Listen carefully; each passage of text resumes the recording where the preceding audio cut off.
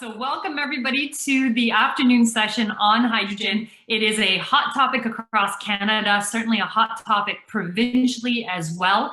It's my great pleasure to be here today with two colleagues that I've had the opportunity to work with in the past and who I have every intention of hassling going forward into the future, since CUTRIC is self-interested in this space around some of our hydrogen bus projects in Canada.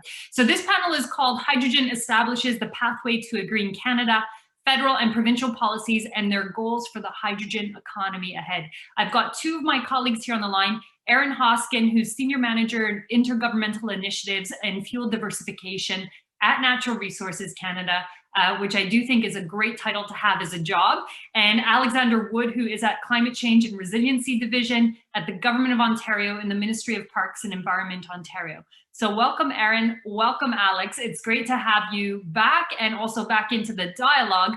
And you may well be aware, you may be tired of my voice after these years of hassling the federal and provincial governments, but I have to say I'm elated to launch this panel today in the context of a lot of federal and provincial discussion across the country, unlike a discussion we've ever had before.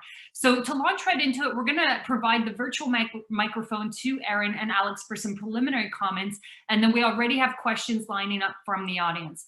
Just by way of introduction, we'll start with Erin first. As I mentioned, Erin is responsible for managing some of those intergovernmental initiatives at Natural Resources Canada.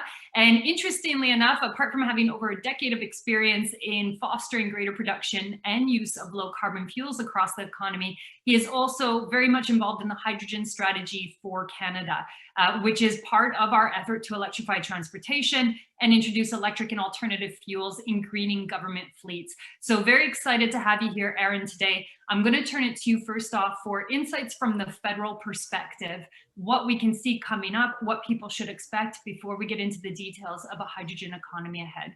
Over to you, Erin. Great, thank you, Sipa. I want to start by acknowledging the fact that I'm speaking with you today from Ottawa, which is on the unceded territory of the Algonquin First Nation.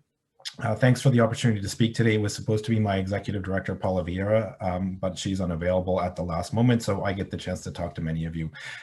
So just in terms of hydrogen, Sipa said, you know, hydrogen has been happening for a while now. In fact, we'd like to say the hydrogen story really is a Canadian story. For more than a century, Canada has been at the forefront of hydrogen technology. The world's first patent for clean hydrogen production was filed more than a century ago in Niagara Falls, using clean electricity to produce large-scale hydrogen for fertilizer. And Canada continues to lead the world when we talk about developments of hydrogen, many of them in the bus or light-duty passenger and commuter train world, the whole world of CUTRIC, basically. World's first large-scale production, world's first bus in 1995, world's first vehicle fleet in 2005, first bus fleet in 2010, first commuter train in Germany in 2018, all using Canadian technologies, and we continue to lead the world.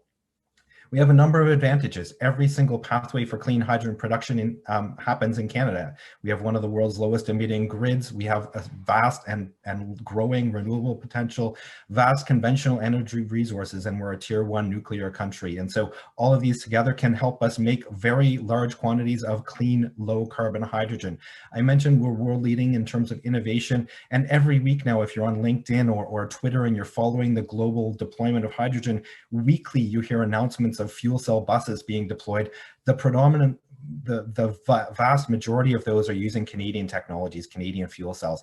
We have a strong energy sector here in Canada. We have long-standing international collaborations. Canadian companies and government continue to lead the world internationally.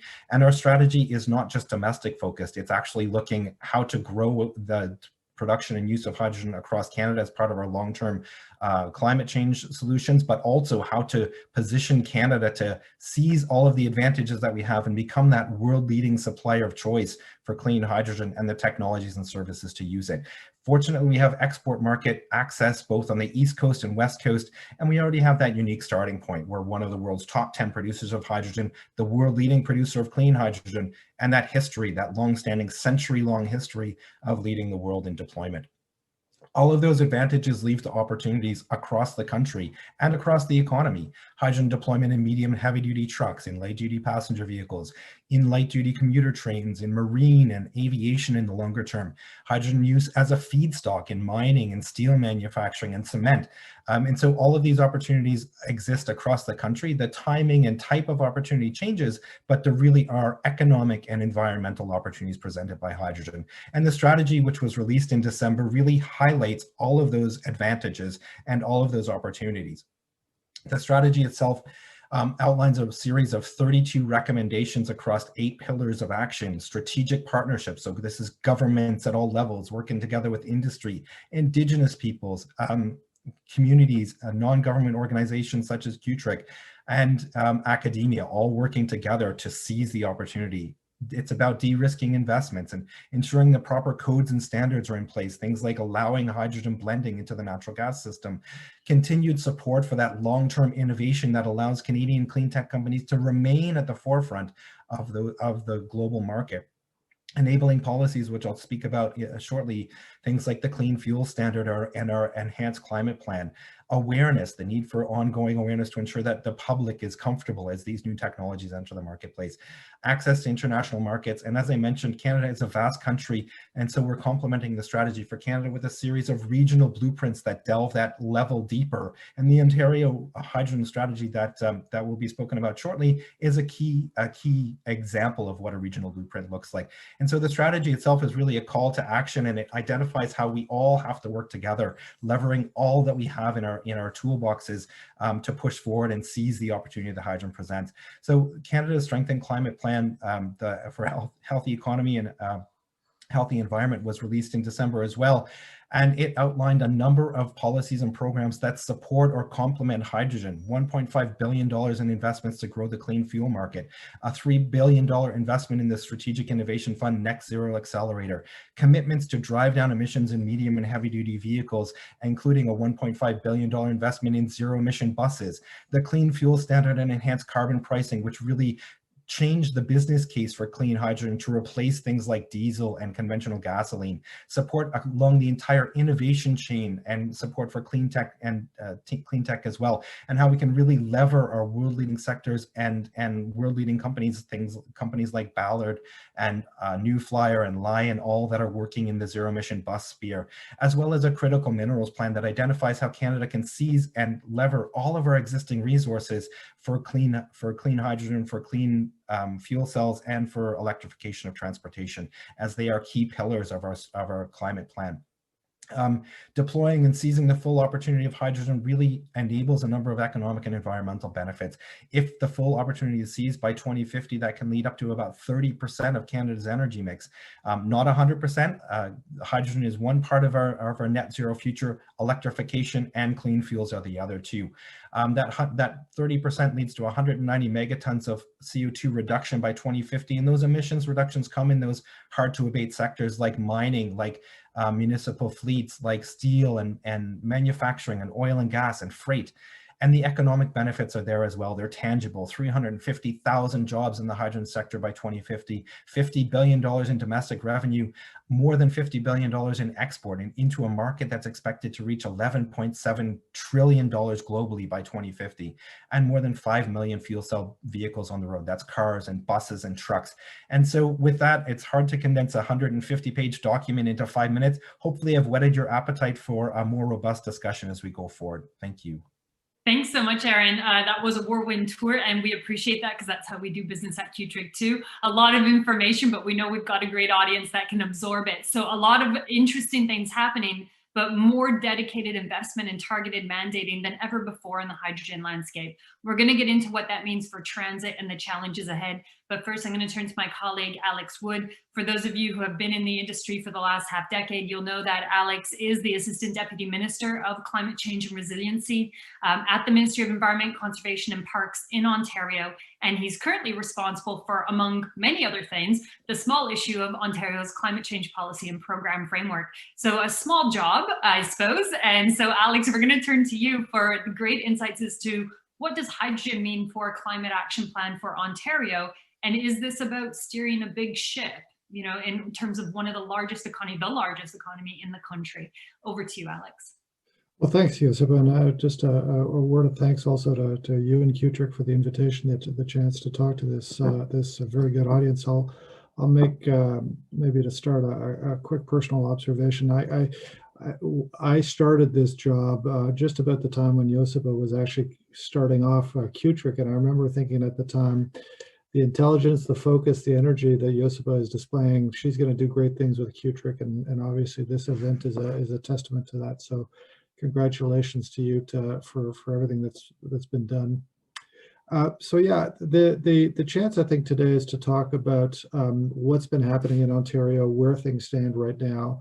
The context though is important, right? The context for us is that we have, as part of the environment plan that was released by the government back in November 2018, a commitment to lower emissions in the province by 30% from 2005 levels by 2030.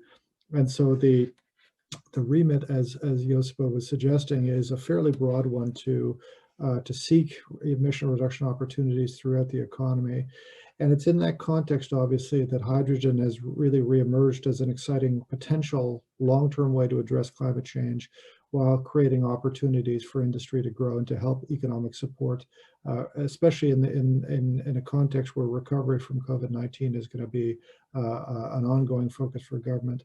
And just with respect to that COVID-19 recovery side of it, the government had organized through the summer a number of venues, a number of listening forums, basically to bring different sectors of the economy to talk about what they needed in the short term, with an eye obviously to the long term, but the work that we in our ministry did was really focused on the hydrogen sector, the clean tech sector, and it was really to try to get an early sense from them about what they would need, the conditions necessary essentially to have them be part of that immediate recovery from COVID, and then obviously the translation from that to long-term economic contributions to the ongoing development of the Ontario economy. Obviously, those initial consultations is what gave rise then to the development of our discussion paper, which we posted back in November for comment.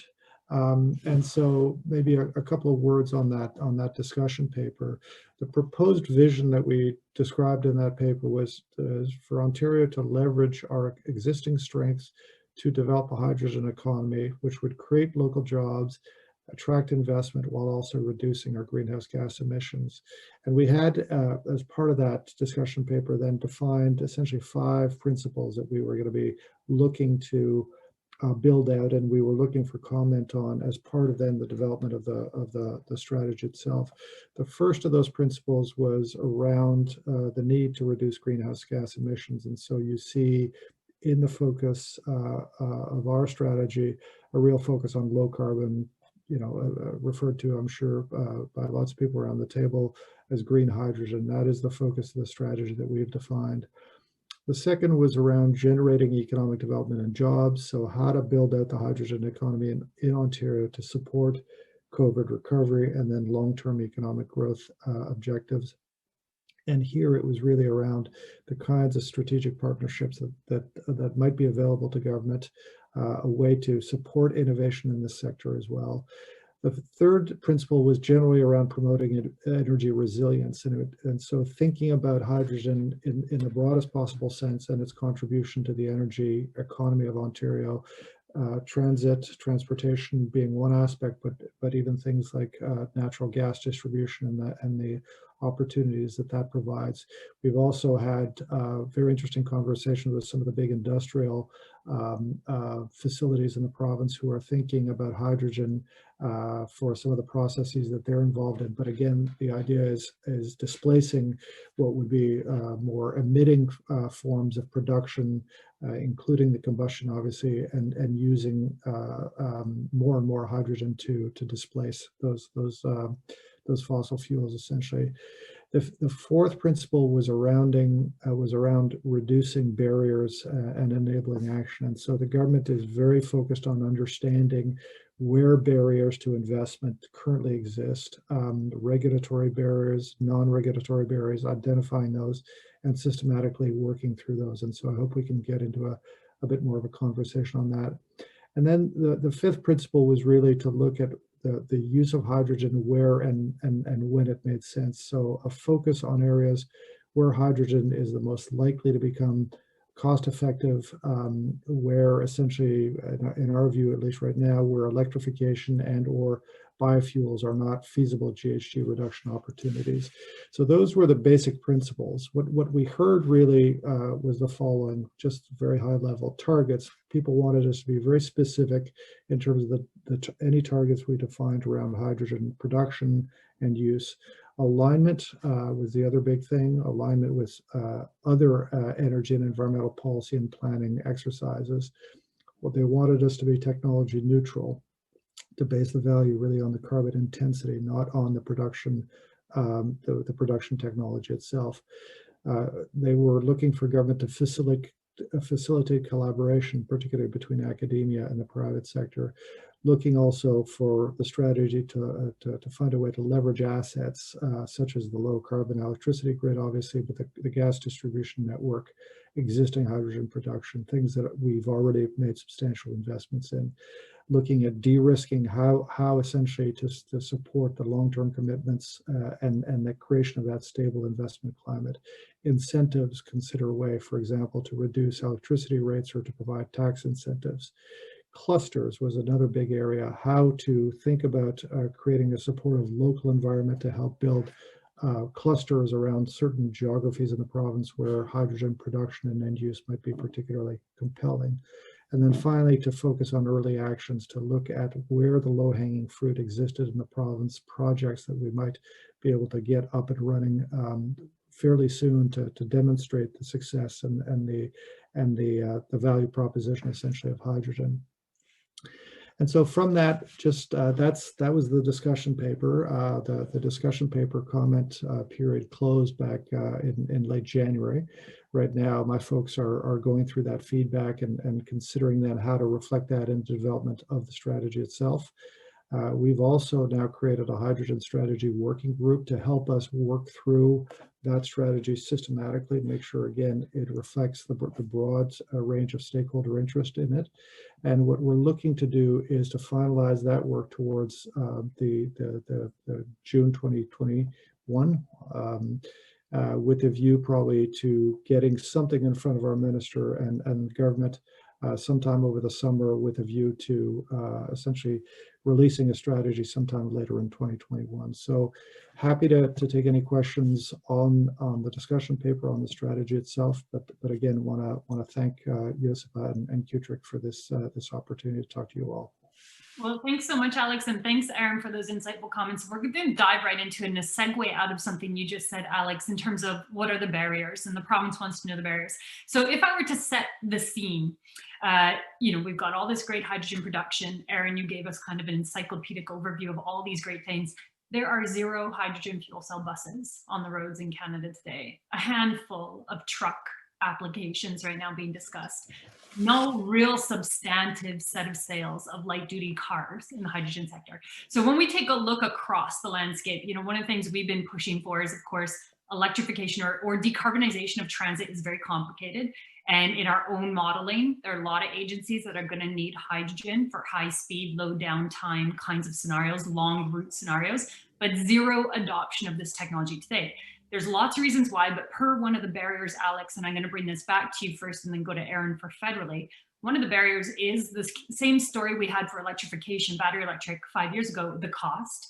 And although there's been a lot of money announced, a fuel cell bus is twice the price of a battery electric can be. It's definitely twice the price of a diesel, over twice the price, depending on when you buy and the size of your fuel cell stack in your battery. So you're looking at like $1.4, $1.5, $1.6 million compared to a $600,000 diesel bus. And then we know that the fuel, if we're in Ontario, and of course we're trying to push forward the project in Mississauga, which has been a leader, but green hydrogen is not in abundant supply as of today. And if we're looking at the hydrogen compared to diesel, it's at least twice, if not 3 times the price of diesel, depending on where you are in Canada. In Ontario right now, about twice the price that you're paying for diesel for equivalent energy. So your bus is more expensive, your hydrogen is more expensive, which means you want to ramp up right away. You can't finance your way out of it. you're going to need a lot of funds up front. And there's a lot of good that can come with it, but it's a lot of money up front. So Alex, the question to you first off is, as a barrier, those costs are no doubt a barrier. Cities just can't cover those costs on their own. Is the province ready, or from your sense, is the province willing to sink the kind of cash that has to be sunk to get hydrogen down to price parity and to get buses subsidized? Because it would mean, you know, if you're looking at 10 fuel cell buses in Mississauga, it's about 300 to 400 kilograms of hydrogen. We really need to get to a couple thousand, which means about 50 to 60 to 70 buses. You can imagine My Way, TTC, and Brampton together will get there, but somebody's got to cover that incremental cost, which is quite substantive. So is the province ready to go there, or is the hydrogen strategy more, we'd like it if the industry can deliver, even though the industry can't deliver right now at those price points? Well, I think, you know, I'm gonna dodge that question a bit, in the sense that right now what we're doing is essentially assembling all of the different pieces that the government may want to consider, but really trying to listen to the kind of intervention that you just provided, right? What if we have a sense of what the barriers are, and cost, as is not surprising to us, is one of the substantial barriers. What exactly can be done to address that? Present some of those options to government and see where they're going to want to go. I think it's probably safe to say that the first kind of barriers that government is going to be really interested in is in terms of the existing, you know, structures that exist, regulatory structures largely, for example. Are there things that are standing in the way? Is government getting in it in its own way in terms of what it wants to achieve? So we know, for example, around the question of standards and maybe some of the transit authorities face in terms of safety standards around some of the transportation.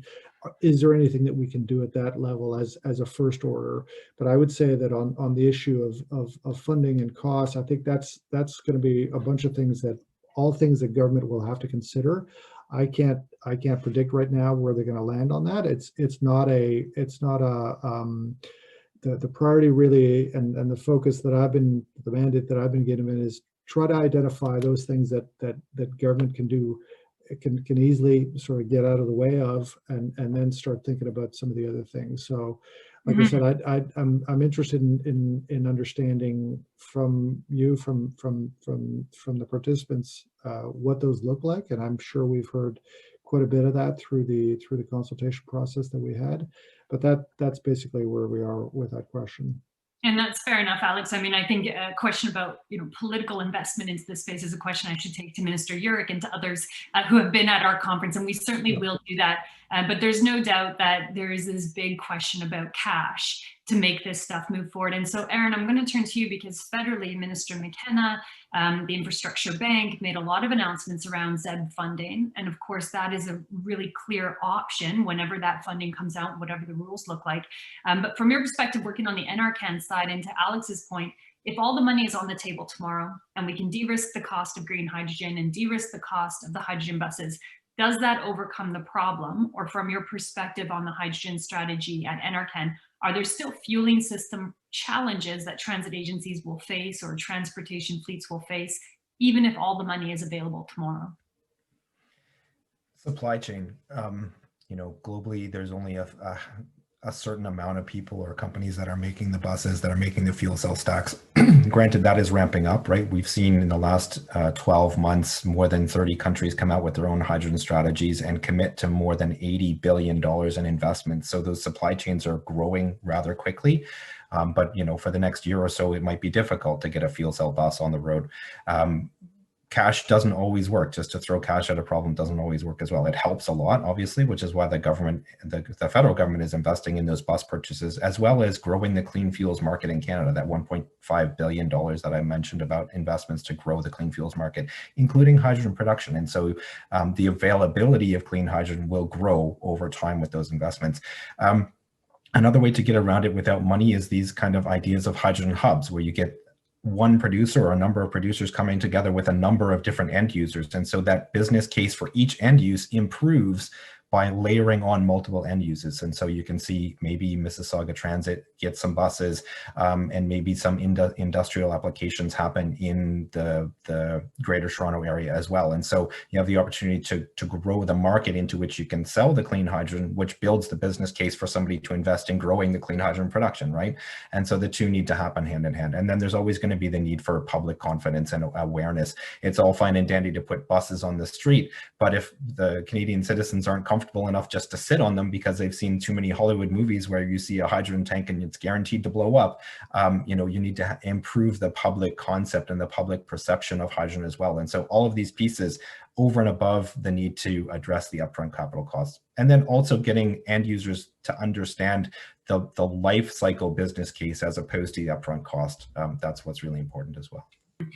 I mean, to set in context, everything you raise is fair. In the case of the Mississauga project, you know, we're looking at tube trailers bringing a certain amount of kilograms of hydrogen locally, but at a certain point, you've got to get to a hub and spoke model. And that's only going to happen when we have lots of applications occurring, but somebody's got to start, right? Somebody's got to start with this technology to learn it, because it's going to be complicated. So to that point, we truly believe that transit is a great place to start, because it buys in fleets. It doesn't buy one vehicle and then another vehicle, it buys in chunks. And so to Alex, a question from one of our colleagues at Brampton Transit. There is a working group that you talked about. The working group's going to provide feedback. We believe transit has a very critical role to play in launching forward with the consumption of this stuff. What transit agencies are you seeing lining up to be part of that working group, or what's the approach of integrating transit into that working group?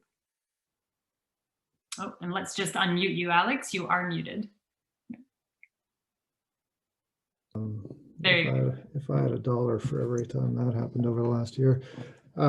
So, you know, I think, you know, on the specific question of the transit systems, we're certainly aware of the My Way and the interest that is coming out of Mississauga.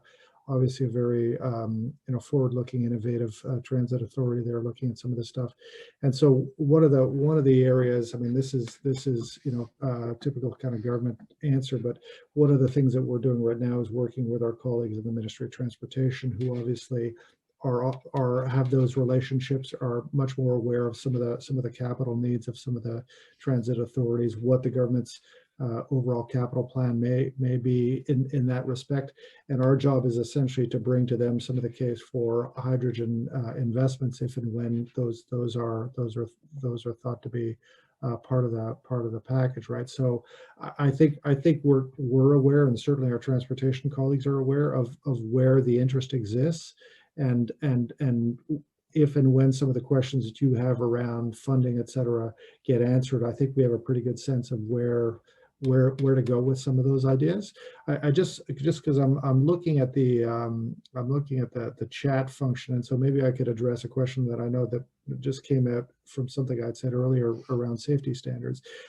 So the suggestion that I myself am suggesting that there should be some kind of reducing or elimination of some of the safety standards. That's not at all what I was suggesting or what the government would want out there as a message. I think the idea is, you know, governments are very aware of the fact that very often regulations that are brought in, you know, years back under a particular kind of technology environment, technology context, don't always keep up with the way technologies are evolving. And so safety standards don't operate on a binary switch. It's like they're all on or they're all off, right? They evolve over time. And so the question is, in this particular sector, do we have the standards right when it comes to safety standards, or has the technology evolved in ways that in fact right now stand in the way of the deployment of some of those technologies? Do we have to be aware of that? How could we evolve those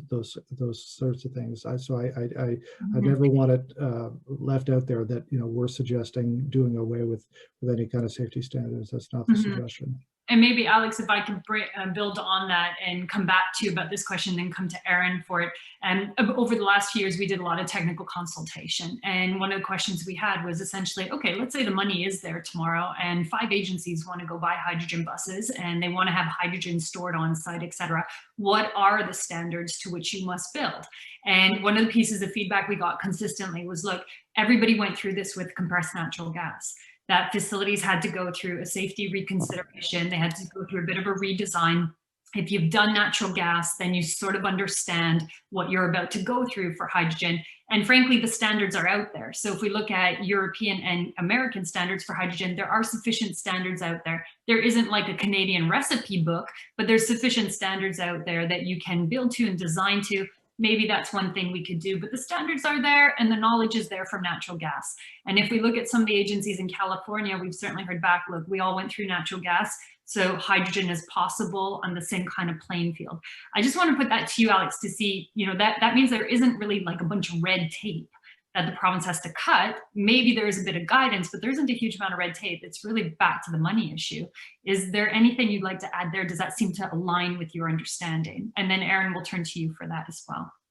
Well, does it align with my understanding? My understanding is informed by just the kind of thing that you're saying. So you're increasing my understanding on this, I would say, and certainly the consultation period, I think, has raised the awareness within our ministry, within the Ministry of Transportation, I know as well, around these issues. So I would say that that's exactly the kind of feedback that we're looking for. It does, as you say, come back to the question of funding, and my answer on that one is kind of unchanged, right? It's one of those elements that is always part of a conversation with the government as my job is to advise governments on the best way forward, and certainly part of the package that we would be discussing internally would be things of that nature. And maybe, Aaron, I'll turn to you because Natural Resources Canada has always been on the fueling and energy side of the equation. So no doubt you've done a lot of technical consultation on your end as well, from safety standards, from get ready to go and transition your facility to hydrogen ready. What's the perspective of NRCan? Are there rules, are there regulations, are there standards that can already be handed to agencies on a platform, or is NRCan expecting that there's going to be a learning curve here as well?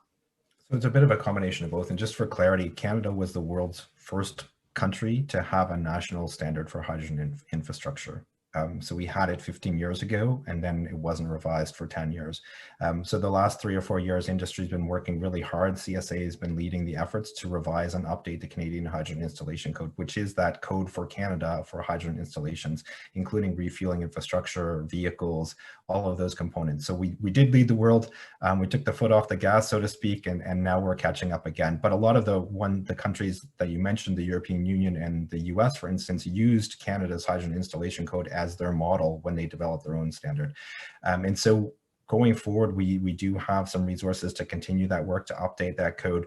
We work really closely with the US, as we were talking, transportation systems in North America they don't just end at the border, right? These buses are being made and deployed in the US and in Canada. And so we need to ensure that regulations, codes, and standards are aligned as much as possible. And so we work with the US Department of Energy and US Department of Transport to align codes and standards for vehicles and refueling infrastructure under the Regulatory Cooperation Council.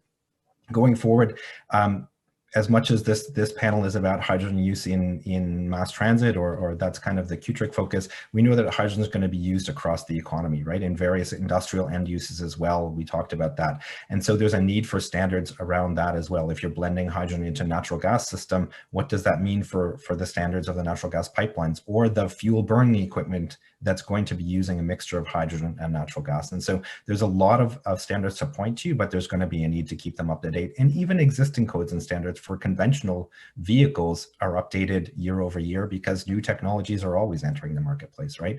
And so the government of Canada is committed to ensuring that the regulatory impediments that are impeding clean tech from entering the market are addressed as quickly as possible. So actually, Aaron, on that point, I'm going to go into another area where federally or provincially government does have a lever. It's a zero cost lever in some respects, but it's been a lever that hasn't been robustly used in the past. So this is a question coming from Morgan Cox about is government going to fund feasibility studies? But I'm going to twist it around a little bit. For years, we have been saying, look, ZEB is very important, whether it's battery electric or fuel cell or renewable natural gas vehicles. But transit agencies really got to get into the mathematics and the physics of it. They truly have to model out how these systems will work, to know how many buses to buy, how much hydrogen, how many battery electric buses, when and where they will run out of power. And that kind of feasibility work, it sounds boring and it sounds simple and it sounds like everybody does it, but lots of agencies don't do it because it does cost a couple $100,000, and that can be the barrier to large $1 million worth of procurement. So physics and mathematics planning, very important now, because you just don't have electrons or hydrogen molecules to waste. And it is true that even in our own modeling, we have seen in certain agencies with very long routes, very long interlining, very long deadheading, that the bus can run out of hydrogen, or the state of charge of the battery can drop below that 20% mark. And so the bus actually needs a refuel period, or it needs a recharge period. So it's not a perfect solution in all instances under all conditions. That modeling has to happen. And so then the question is, let's say there's no money available. What government could do is say, look, you can't get the procurement dollars unless you come to the table with feasibility studies that show you've at least assessed hydrogen. And what we are seeing is a lot of agencies saying, can you model out battery electric buses, but we don't want to see what the hydrogen looks like. So if the province or the federal government said, look, at minimum, to get the big dollars for procurement, you have to show that you've considered both and why you've rejected one or the other. That would be a zero cost requirement by the province or the federal government that would get a lot of people in the industry at least looking at the physics and the mathematical possibility of hydrogen, which is not necessarily happening across the industry today because there's no obligation. So I'll put that first to you, Aaron. I mean, if NRCan and infrastructure got together and said, you know, with all of this $2.75 billion out there, come to us with a feasibility plan showing why you're going BEV or fuel cell bus or the mixture, that's going to change the way agencies deploy, but it's actually not required today. And we've been encouraging for it to be required. Can we get your insights there? Would that help move this industry forward effectively? Would that be a simple lever by government? So feasibility studies are essential, right? I mean, you've seen it in the past with transit agencies across the country when they first started to look at conventional hybrid buses, and then putting the conventional hybrid buses on the highway and not getting the return on investment, the fuel savings that they were expecting because the buses were just put on the wrong route. So absolutely, I believe that these kind of feasibility studies help make informed investment decisions. That's why the strategy itself points to the need to have awareness. It's awareness from everyday consumers up to the end users, having the end users understand the considerations around that. And you're right, you know, battery electrics work in some instances, fuel cell buses might work in other instances, some kind of mixture would work and so to lever and ensure that the investments being made at all levels of government and the private sector are done, feasibility studies make a lot of sense. In terms of how we work with other agencies and other departments across the federal government, we have put together a federal coordinating committee, and so you know there's multiple different programs out there across multiple different federal departments, and to ensure that they all align and consider hydrogen in short, medium, and long-term program design, program delivery, and policy development. That's, you know, federally we're working with all of the departments to ensure that we're levering as many of the existing tools in our toolbox as possible to ensure that any investments made are done as effectively and efficiently as possible. No, that's very helpful. And Alex, I'll turn that to you because again, it's a zero cost solution, but there are a lot of agencies in Ontario that have asked us to model and just not look at fuel cell. And we're happy to give evidence where evidence is requested, but you know, looking at the comparative really does change the thinking process. Is that something government might consider? I would certainly, yeah, I mean, for me, it's part of evidence-based policymaking and decision-making. You're going to need that information anyway to make those decisions. I would say, though, I mean, it's, you know, with going back to some of the points that I was making about our discussion paper, one of the, you know, part of the context for us is needing to take a step maybe even above that one, which is to consider again, if there are to be public resources deployed for this opportunity generally, some kind of assessment that helps us determine whether transportation related applications versus natural gas related you know, opportunities, that's the work that I need to do to be able to, you know, credibly go to my minister, to cabinet and say, look, with that money we should be on for a hydrogen dollar is best deployed here versus there. That kind of information and stuff that we're going to need to do. Are we in a position to do it right now? Probably not. But this kind of conversation is exactly what we need, and probably more to come to help us fill in some of those gaps in our understanding of that. I think, you know, what we're interested in, as I said, is identifying the most cost-effective ways to align essentially our interest on hydrogen with our interest in emission reductions, and where the transit story becomes part of that, I think is something we need to continue to talk about. So in the few minutes we have left, I'm going to ask for 2 rapid fire responses. One is on the application of hydrogen to rail. And Seth McDermott has written that, look, we've got some contradictory feedback here. Rail is clearly an application of hydrogen. We know from our own rail consultation across Canada with Transport Canada that Hydrail is a great opportunity. Yet the GO system really has rejected, you know, Metrolinx has now rejected kind of hydrogen. And there's no sense that hydrogen is going to be the fuel of the future in EXO or the mobility of rail in Quebec. We don't have a lot of rail in Canada, so it's going to be one of those, or VIA or CP or CN. Any sense from your end, either provincially or federally, about the application of hydrogen to rail as the mobility fuel of the future, federally speaking or provincially? And Aaron, we'll start with you. Sure. I think CP is leading the way now in terms of deployment of hydrogen in rail systems in Canada. They've committed to doing so, and so we're following that strategically. I think it does make sense in light rail. You know, some of the early deployments that are happening across Europe, they're all using Canadian technologies, and so if there were another municipal transit authority that was looking at light rail or replacing their light rail systems with fuel cells, it does make some sense. I think you need to have the supply there, right? You need to have that guaranteed supply of clean hydrogen before people will consider investing in light rail that uses it. So it's about, maybe the GO analysis was a little bit too early. You know, the market and the whole system has evolved quickly. So potentially something to return to on the rail side. Alex, a little bit more local, a little bit more hot potato politically. So I'll turn to you to navigate it, but what is the future potentially of hydrogen in the Metrolinx system? Yeah, well, I don't have a specific answer on that. I can just say that it is, I mean, obviously the transportation sector, transit being a pretty substantial part of that, is going to be one of the focal areas for us, both on the hydrogen and, as I said, on the emissions reduction side. I think given this government's particular focus on transit investments in the province, this is going to continue to be, I think, a question to be posed by yourselves, but certainly internally as well. What role does hydrogen play in this? The electrification push is obviously a commitment. We've kind of crossed that threshold, and then the next one seems to be, what role does hydrogen play in that? Are there discrete applications, discrete lines? We've been part of conversations talking about the UP Express, right, as a discrete application in which hydrogen might be deployed. So those things are going to continue to happen. I don't know that we have really the kind of the critical mass right now to kind of take us over into a more concrete conversation, but those conversations are ongoing internally, I can tell you. Well, interesting to note, of course, as we're all aware, Alstom bought Bombardier. Alstom launched the Coradia Island. It is the hydrogen rail application of Europe.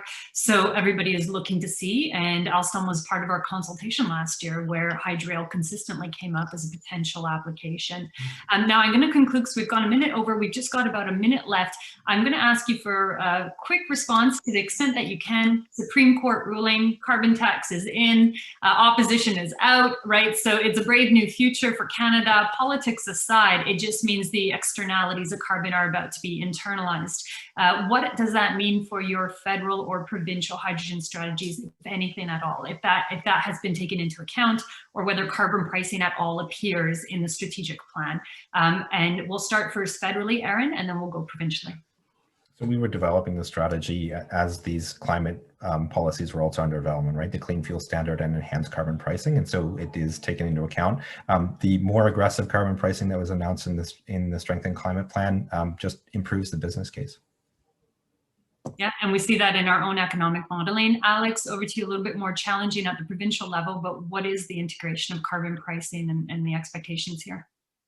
Well, a couple of things. One, remember that there's two elements to the carbon price. There's the industrial regulation, and obviously the fuel related I'll quibble. It's actually not a tax. The court decided that it was in fact a regulatory charge, which is neither here nor there. But you know, words matter in our context. But the point, I guess, is we are in fact and have for some time assumed a carbon price, both on the fuel side and on the industrial side. And I don't want to miss, I think, the point that where hydrogen plays on the industrial side and some of the requirements that exist under the current federal policy, what will be a provincial policy around industrial emissions, and again, the role that hydrogen can play in some of the what are some of the toughest areas for us to crack from an industrial emissions perspective: steel, cement, et cetera, et cetera. Hydrogen has a very substantial role to play in unlocking technologies that take us to a very different emissions profile for those sectors. And so we're looking very closely at those. But to answer your question, the carbon price itself is something that we've been assuming for and modeling in our strategic view of all of this for some time now. And you know what? Thanks so much, Alex. That brings us back to Aaron's point about it's a whole of economy initiative, not just one application that's going to transform our environment and our economy, frankly. I have to say thanks to both of you for your insights. It is 2021, and you know, 5 years ago when we started on our own hydrogen fuel cell bus technical planning session, we heard a lot of no, it cannot be. And so now we hear we'd like to know more. And that is a huge change. And so with that, I'm hugely optimistic.